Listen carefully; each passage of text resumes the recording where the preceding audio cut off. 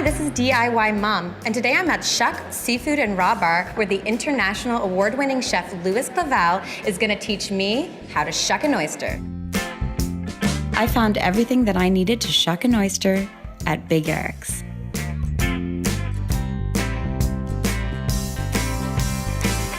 Thank you so much for taking the time out of your busy schedule to show me how to do this. My pleasure. An absolute pleasure to be able to showcase these wonderful products just have in our backyard, such as oysters.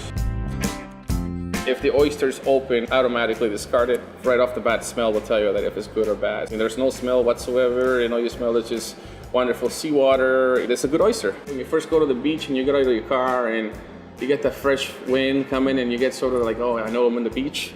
That's sort of what you want to smell, right? The biggest thing is to make sure that there's no debris and then there's no soil.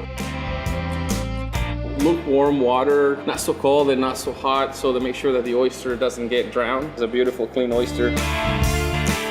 For you, where you're the rookie, we want to make sure that you leave with all 10 fingers and no punctures. The safest method is using a cloth, so therefore we put a rag underneath it so that when you're going in, it doesn't break it apart.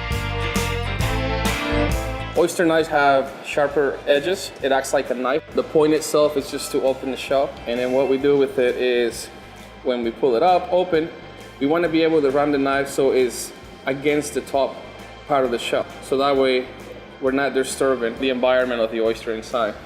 In order to take it off, run your knife underneath it. And as you can tell, the oyster itself, it still remains intact. There's absolutely nothing worse to be able to get an oyster and then it doesn't look like an oyster anymore because whoever has shocked it has, played with it so much that you pretty much have destroyed the environment of the oyster inside.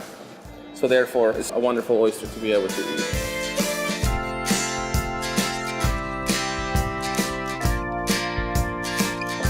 Now it's your turn. Try that one. Do you have to give it a little dust?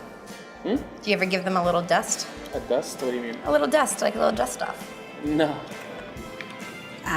Wonderful. You're good.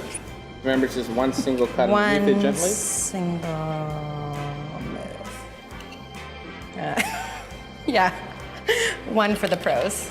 3 for the ladies.